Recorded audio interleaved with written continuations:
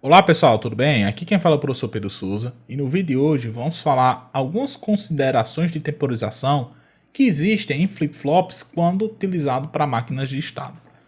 Então, é o seguinte, nós não podemos mudar as entradas de um flip-flop muito próximo à transição do clock. Vamos supor que a gente tenha flip-flops que sejam gatilhados pela borda de subida, por exemplo. A gente não pode mudar a entrada D do flip-flop D, por exemplo, muito próximo às transições de subida do meu clock.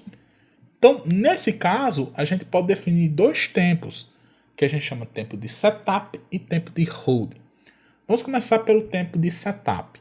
O tempo de setup é o tempo em que as entradas do flip-flop deverão permanecer estáveis antes de acontecer o pulse de clock. E o tempo de hold é o tempo em que as entradas do flip-flop deverão se manter estáveis após a ocorrência do pulse de clock.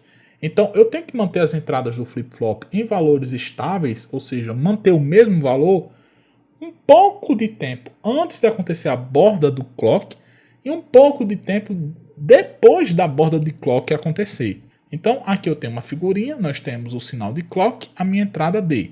Eu tenho que manter a minha entrada D constante um períodozinho de tempo antes da borda, por exemplo, aqui a borda de subida do clock.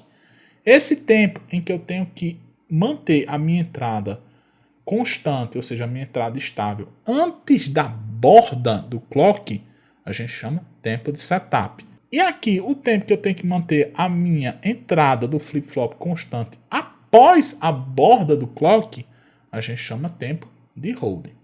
E o tempo de setup e o tempo de hold, eles devem ser sempre garantidos.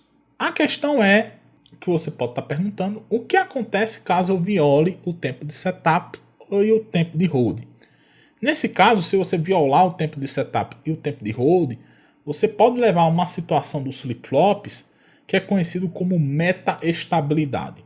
O que é meta-estabilidade de um flip-flop? É a situação em que o estado do flip-flop fica indefinido.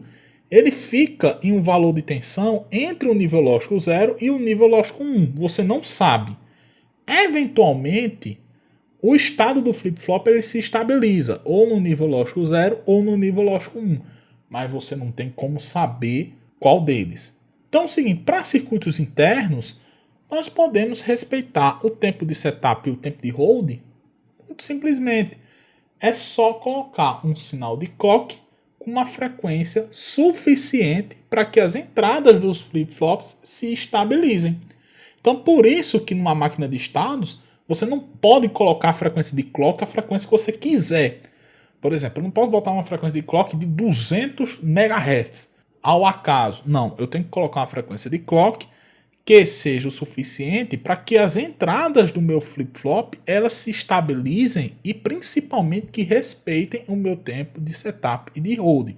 Para circuitos internos é relativamente fácil você garantir que o tempo de hold e o tempo de setup sejam atendidos. Mas se a entrada, por exemplo, vier de um botão, caso a entrada seja externa, caso seja de um botão, você não tem como garantir que o tempo de setup e o tempo de hold sejam atendidos, porque lá o usuário do sistema pode apertar o botão, por exemplo, a qualquer momento. E como ele pode apertar o botão a qualquer momento, ele pode apertar o botão e nessa situação ele está violando o tempo de setup ou o tempo de hold. Como é que a gente soluciona isso? Tem um problema, não tem como você solucionar completamente essa situação, mas tem duas coisas que você pode fazer.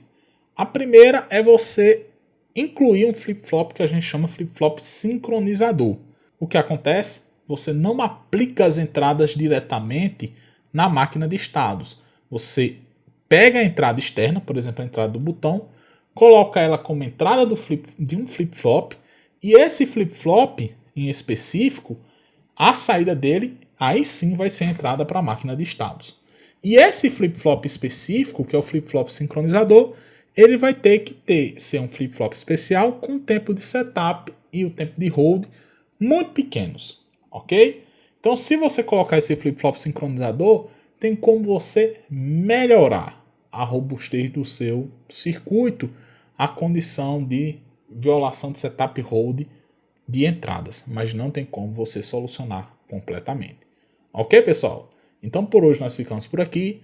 No próximo vídeo vamos discutir um pouco sobre a questão de codificação de estados em uma máquina de estados. Então conto com todos, espero que todos fiquem bem e até a próxima.